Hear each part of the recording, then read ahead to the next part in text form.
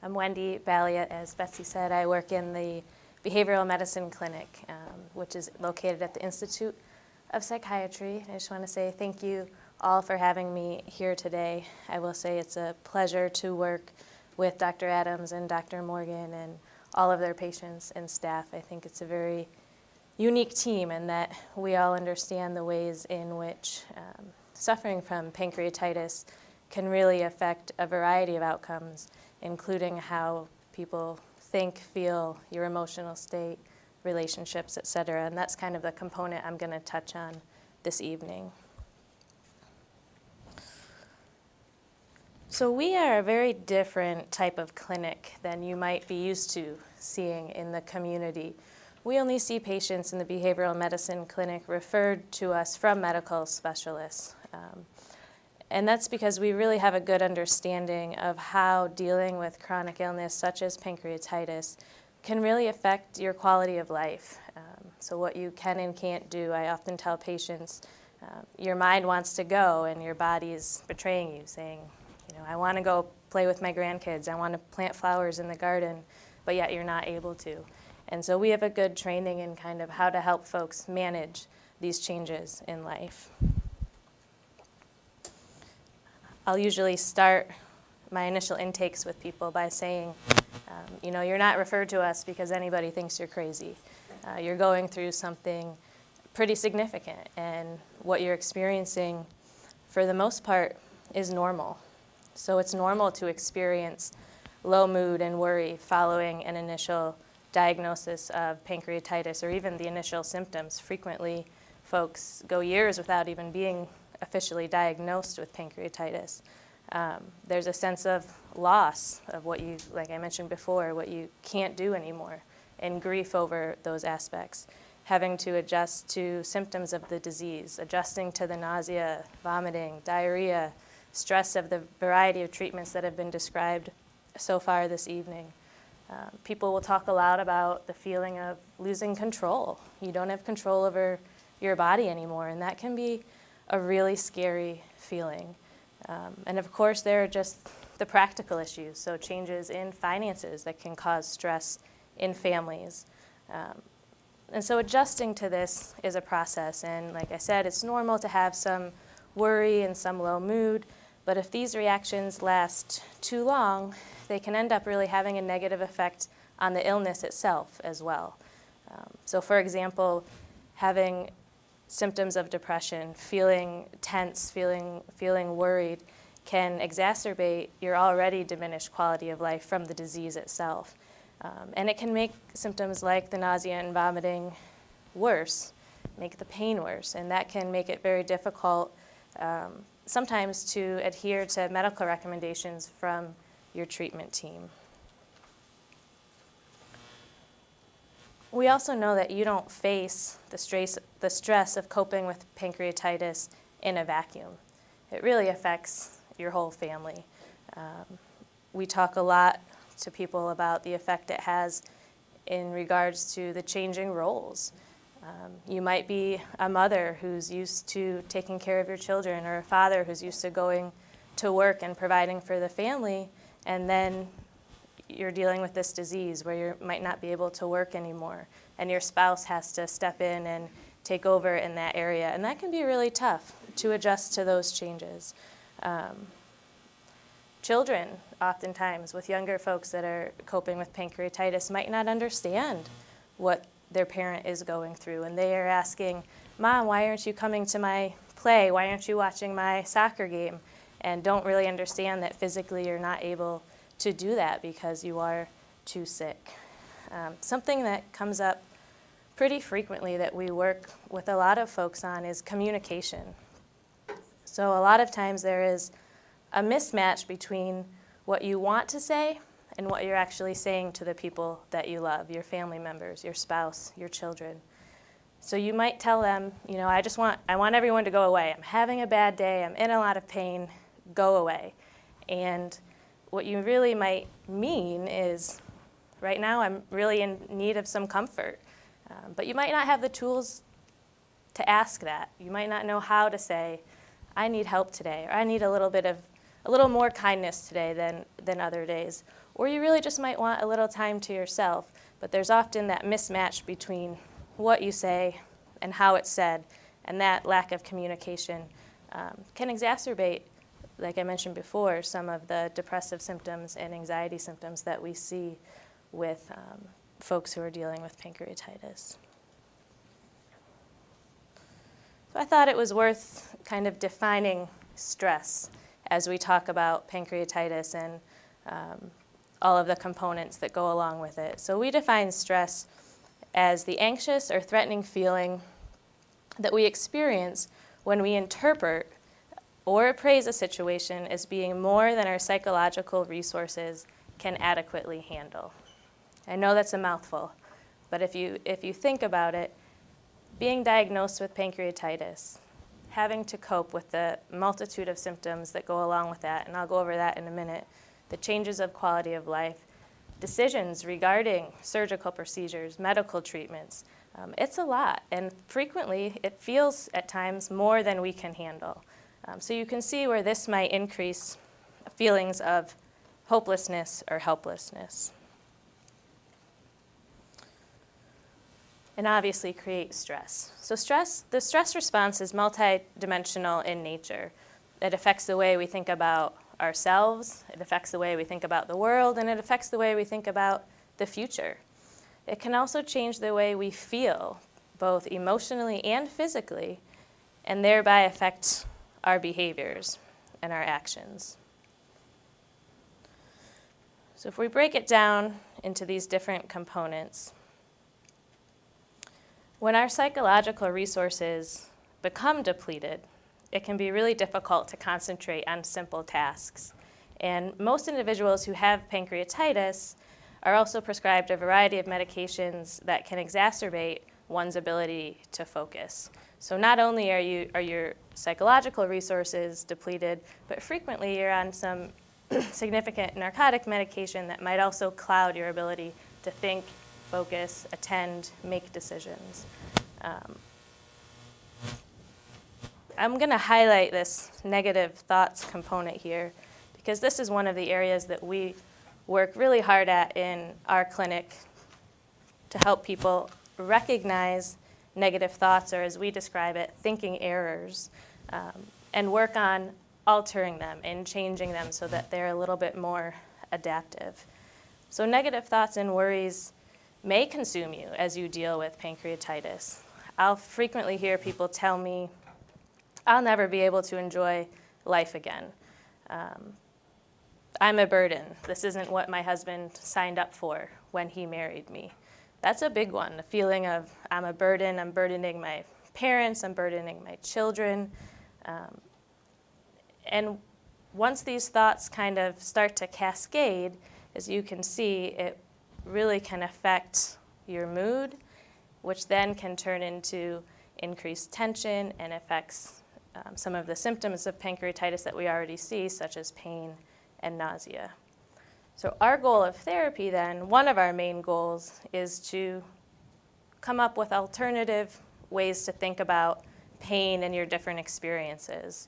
So instead of thinking, I'm in this constant pain, it's never going to go away, life's never going to get better when you're having a bad pain day, we'll work on changing that thought pattern so that you're thinking instead, all right, today the extreme pain is back, but I know it's only temporary. And you can see where thinking of it in that way can result in a very different emotion than thinking of it in this is an absolute, what we call kind of black and white thinking. And I have some handouts there that will highlight some of those thinking patterns as well.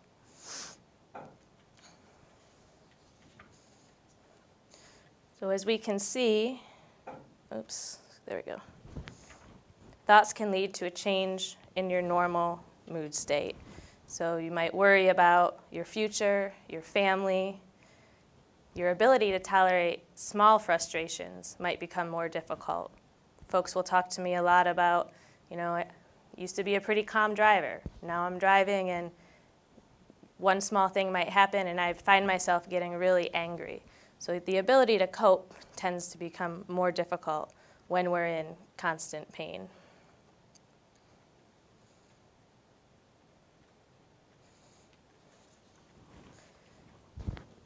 And as I mentioned, we can kind of put the pieces together here to see how thoughts can affect the emotions, which then might affect a variety of behaviors.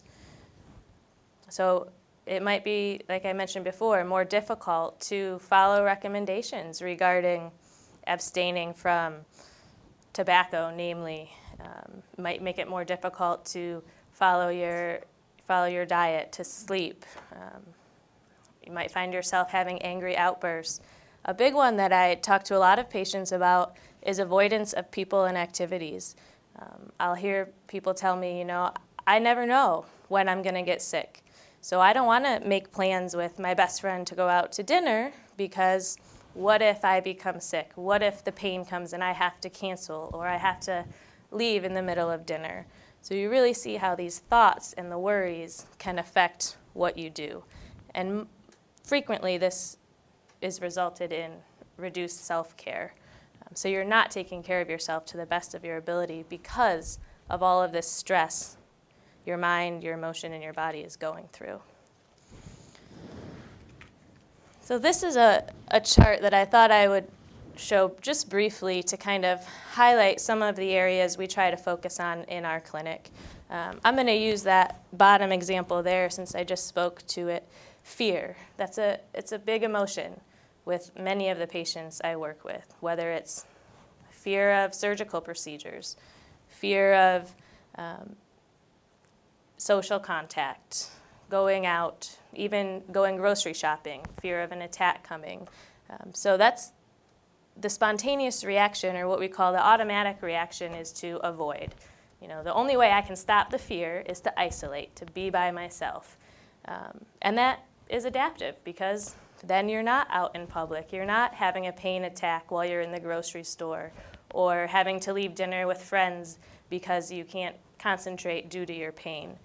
However, it isolates, and that can create, like I mentioned before, more symptoms of depression, loneliness, hopelessness, and result in what we consider a phobia because that fear is being reinforced by isolating. So we'll work on focusing and recognizing what your automatic reaction is, identifying what the cognitive distortion is behind that reaction, and starting to challenge some of that and work on overcoming those fears based on what your values are. If your value is your family and your friendships and being able to improve your quality of life, then there are certain strategies we can work on in therapy that'll help you reach those values and ultimately improve your overall confidence in terms of socializing. So pancreatitis, chronic pancreatitis, obviously can be considered a chronic illness and is often a turning point in an individual's life, as I think I've established. It disrupts personal, social functioning, and the ultimate goal of our work is to find new ways of coping with your altered circumstances to kind of restore that balance.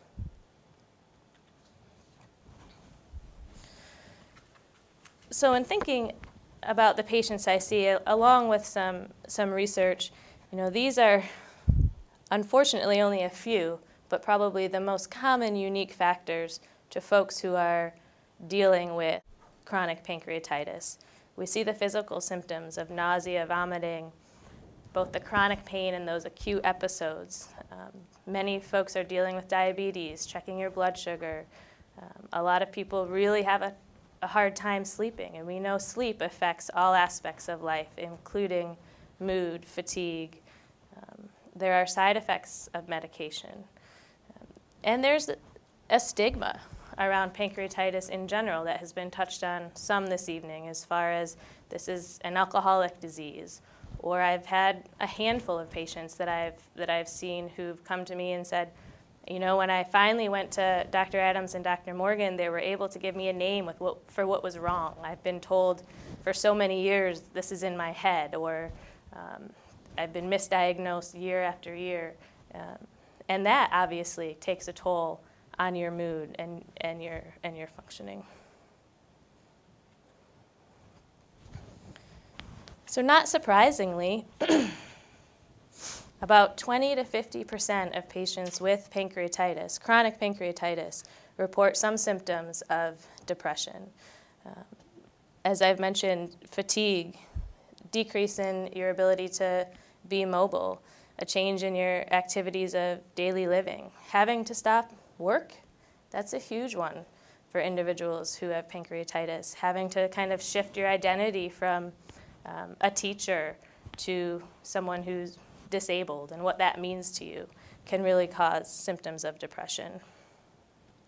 As I've mentioned before as well, this idea of social isolation, that no one can understand what you're going through, and a real loss of independence. You know, I'll hear people very often saying, I feel useless. I can't help around the house. I can't even pick up after myself. I can't wash the dishes. I'm such a burden on my family.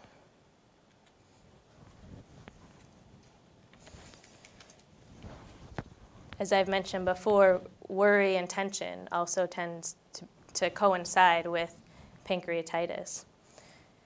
And this is something I'm going to highlight, that it's really important that anxiety remain in control and proportionate to the seriousness of your situation, because a disproportionate mental reaction can cause increased symptoms of pain as well as nausea and sometimes vomiting. So here we're going back to the thinking errors. The pain will never end. I will become progressively more disabled and dependent on others. People won't believe me how bad my pain is. And so when we're thinking these thoughts, they're often accompanied by rapid, shallow breathing. And this type of breathing can occur even without you being aware of it. It's an automatic response. And it can lead then to increased muscle tension, which, as we know, increases pain and the other symptoms we've mentioned. So that brings us to the physiological component to the stress response. Okay, in time. Most of you have probably heard of the fight or flight response, so I'm going to review this relatively quickly. But it's a really important component to how we help people cope with pancreatitis and their pain specifically. So in days of the caveman, right, I'm going to take you back a few years, the fight or flight response was key to their survival. So when they were facing a big threatening tiger, like the one Betsy or Dr. Morgan had on the pancreas up there, they had two choices. They could fight the tiger, or he or she could run away. Either way, your body, his or her body, is really preparing to respond. So the heart begins to race, the breathing increases, pupils dilate, muscles become tense, and his mind starts processing information really quickly so they can make important decisions. And this is the natural response to danger. And this helped the caveman survive and thankfully evolve. So specifically what we're talking about here is the sympathetic nervous system, or an activating system that kicks into gear when we're in threatening situations, such as being attacked by a bear, or more commonly doing public speaking, or driving even, in a very getting caught in traffic type situation. So during this reaction, certain hormones are released. Adrenaline's released, cortisol's released, and this helps all those processes I talked about before. So it speeds up the heart rate, slows digestion, shunts the blood flow to the major muscle groups so you can either run or fight if you need to, and a variety of other autonomic functions, giving your body that burst of energy. So what happens when we're talking about chronic pain is your body knows something's wrong, and so it goes into this fight or flight response. However, the danger doesn't go away. Right? The pain doesn't really go away. So your body's in this kind of constant state of arousal. And so what we try to do is help folks calm that system down. So as you can see, not only pain, but anxiety, symptoms of depression, worry, tension, also act on that same sympathetic nervous system, giving yourself that burst. Because your body knows something's wrong, and it's trying to fight or flight.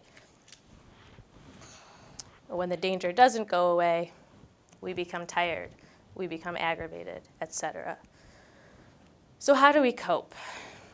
We work on, as I mentioned before, recognizing the thought distortions, the thinking errors, and then starting to challenge them. Really building back that sense of personal control that frequently tends to be lost with this illness.